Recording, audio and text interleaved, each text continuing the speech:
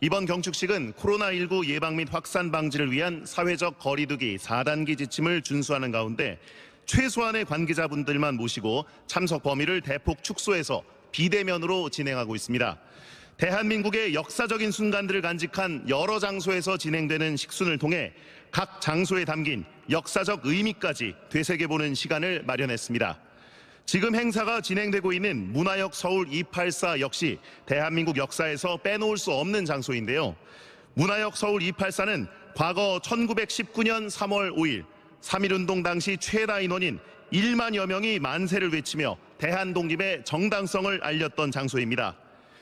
일제강점기 경성역이었던 이곳은 광복 이후 서울역으로 이름이 바뀌며 근대화와 현대화를 견인했고 세월이 흘러 문화예술의 창작과 교류가 이루어지는 문화역 서울 284로 재탄생했습니다. 바로 자리에 앉아주시기 바랍니다. 이어서 광복회장의 기념사가 있겠습니다. 올해 기념사는 특별한 장소에서 진행됐습니다. 영상으로 만나보시겠습니다. 존경하는 국민 여러분, 독립운동가들이 꿈꿨던 나라, 어떤 나라였을까요? 일제의 빌부터 동족을 배반한 자들이 입법, 사법, 행정의 최고위직을 차지하는 나라는 아니었습니다. 외세에 의해 분단된 나라에서 남북의 형제들이 서로 가슴에 총구를 겨누고 싸우는 나라는 아니었습니다. 한국사회의 모순은 친일 위청산과 분단입니다. 제2차 세계대전 시 일본이 인도네시아를 점령하고 네덜란드계 여성 35명을 일본군 위안부로 끌고 갔습니다. 전범 재판에서 일본군 장교 7명이 반인류죄로 처벌되었습니다. 그러나 수없이 많은 한국인 위안부 연행에 대해서는 아무도 처벌받지 않았습니다. 반인류죄의 인류에는 백인 여성만 해당되고 아시아 여성은 해당되지 않았습니다.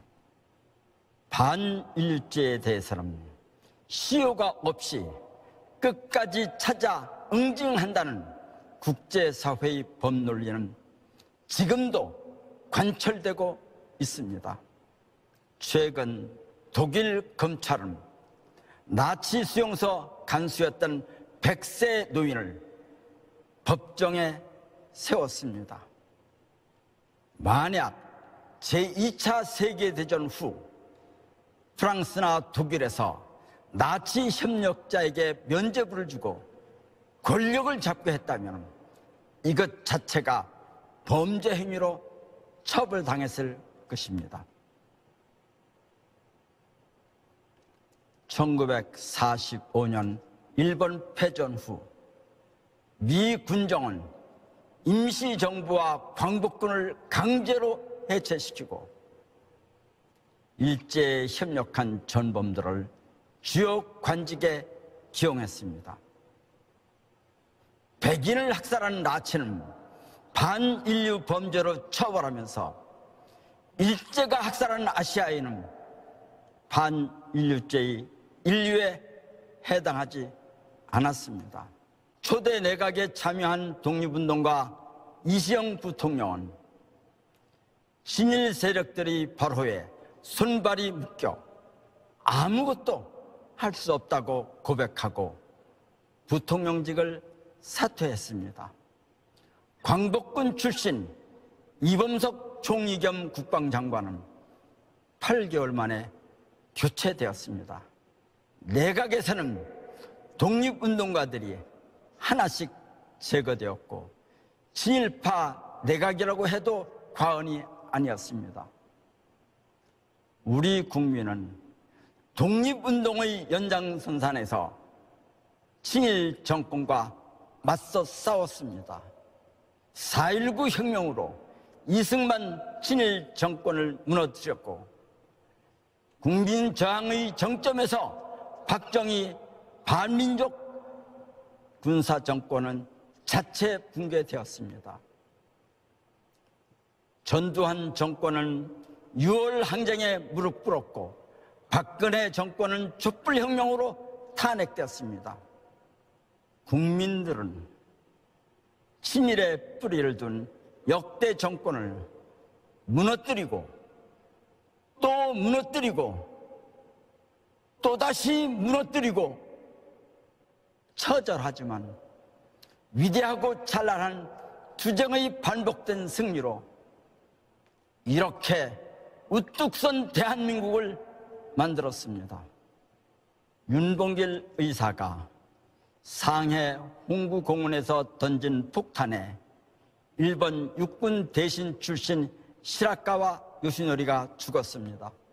백선엽은 얼마나 그를 흠모했던지 시라카와 요시노리로 창씨 개명했습니다. 우리 사회 일각에는 백선엽을 국군의 아버지라고 칭송하는 자들이 있습니다. 시라카와 요시노리가 국군의 아버지라면 우리 윤봉길 의사는 어떻게 되는 것입니까? 친일 반민족 권력하에서 독립운동가들은 일제 때 못지않은 탄압을 받았습니다. 고문, 투옥, 심지어 학살을 당하기도 했습니다. 재판정에서는 법복 입은 친일파 출신 대법관과 죄수복에 수갑찬 독립운동가의 모습도 볼 수 있었습니다. 독립운동이 죄가 되는 세상에서 그 후손들이 어떻게 잘 살 수 있었겠습니까? 친일파들은 대대로 떵떵거리며 살며 독립운동가 후손들은 지금도 가난에 찌들어 살고 있습니다. 이보다 더 혹독한 불공정이 있을까요? 이 불공정을 비호하는 자들을 방관하면서 공정을 내세울 수 있습니까? 민족 배반이 대가로 형성한 친일 재산을 국고로 귀속시키는 법의 제정에 반대한 세력, 광복절을 폐지하고 건국절을 제정하겠다는 세력, 친일을 미화하는 교과서를 만들어 자라나는 세대에게 가르치겠다는 세력, 이런 세력은 대한민국의 법통이 임시정부가 아니라 조선총독부에 있다고 믿는 세력입니다. 촛불혁명으로 친일의 뿌리를 둔 정권은 무너졌지만 이들을 집권하게 한 친일 반민족 기득권 구조는 아직도 처리 카르텔 구조를 유지하고 있습니다. 친일 반민족 족벌 언론이 기득권 유지를 위한 거짓과 왜곡은 지금도 계속되고 있습니다. 자신이 앞길을 가로막는 이들에게 분노할 줄 아는 젊은이들이 정의감을 믿습니다. 아들, 딸, 손녀, 손자의 앞길을 가로막는 절망의 불공정 사회를 만들어 온 친일 반민족 기득권 세력의 편에 설 참 어른은 없을 것입니다. 민족 정통성의 궤도를 이탈해온 대한민국은 깨어난 국민들의 힘으로 이제 제 궤도에 진입하기 시작했습니다. 우리가 여기서 무릎 꿇으면 다시 일어설 수 있을까요? 우리 운명은 우리 힘으로만 개척할 수 있습니다.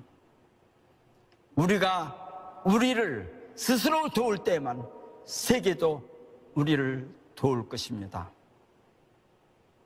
친일파 없는 대한민국, 친일파 없는 대한민국, 이런 대한민국을 만들고 싶습니다.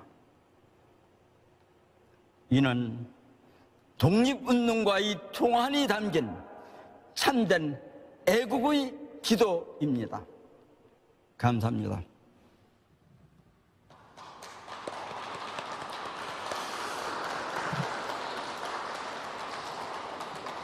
김원웅 회장님 말씀 감사합니다. 코로나19 확산에 대한 엄중한 인식을 함께해서 광복 회장 기념사는 영상으로 대체했습니다.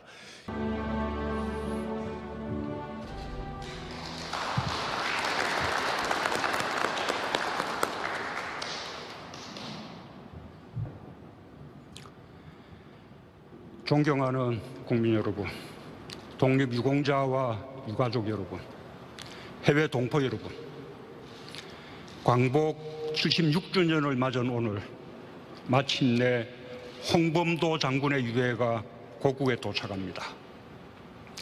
홍범도 장군은 역사적인 봉오동 전투와 청산리 전투를 승리로 이끈 대한독립군 사령관이었으며 뒷날 카자흐스탄 고려인 동포들의 정신적 지주가 되었습니다. 장군의 유해를 봉안하기 위한 우리 정부의 외교적 노력이 결실을 맺게 되어 매우 기쁩니다. 물심양면으로 협력해 주신 토카예프 카자흐스탄 대통령과 고려인 동포들께 깊이 감사드립니다. 강복 직후인 1946년 지난 6월 유엔 무역개발회의는 만장일치로 개발도상국 중 최초로 우리나라를 선진국으로 격상했습니다. 이제 선진국이 된 우리는 다시 꿈꿉니다. 평화롭고 품격 있는 선진국이 되고 싶은 꿈입니다. 국제사회에서 제 몫을 다하는 나라가 되고자 하는 꿈입니다. 우리는 누구도 가보지 못한 길을 열어왔습니다. 식민지와 제3세계 국가에서 시작해 개발도상국의 새로운 성공 모델을 만들어냈습니다. 우리의 성장 경험을 개도국들과 공유할 수 있다는 것이 우리만이 가진 가장 큰 강점이 되었습니다. 코로나의 거센 도전에 맞서며 우리 국민이 가진 높은 공동체 의식의 힘을 보여주었고 인류가 위기를 극복하는 모범이 되었습니다. 우리에게는 선조들에게서 물려받은 강인한 상생과 협력의 힘이 있습니다. 대한민국이 G7 정상회의에 2년 연속 초청된 것은 새로운 세계 질서의 태동을 의미합니다. 개방과 협력으로 키운 우리의 역량을 바탕으로 코로나 위기 극복과 함께 코로나 이후 세계 경제 재건과 평화 질서에 적극 이바지할 것입니다. 특히 개도국에서 선진국으로 발전한 우리의 성장 경험과 한류 문화, K-방역을 통해 쌓은 소프트파워를 토대로 새로운 시대의 가치와 질서 형성에 앞장설 것입니다. 첫째, 백신 허브 국가로 도약하겠습니다. 우리는 세계 2위의 바이오 의약품 생산 능력, 한미 백신 파트너십 등에 기반해 인류 공동의 감염병 위기 극복에 앞장설 것입니다. 지난 5일 출범한 글로벌 백신 허브 추진위원회가 중심이 되어 백신 원부자재 개발부터 수급까지 집중 지원하겠습니다. 내년 상반기까지 국산 1호 백신을 상용화하는 데 정부가 기업과 함께 하겠습니다. 둘째, 글로벌 공급망에서 우리의 역할을 더욱 높이겠습니다. 세계 최고의 경쟁력을 갖추고 있는 반도체와 배터리 산업은 우리가 글로벌 공급망 안정에 기여할 수 있는 분야입니다.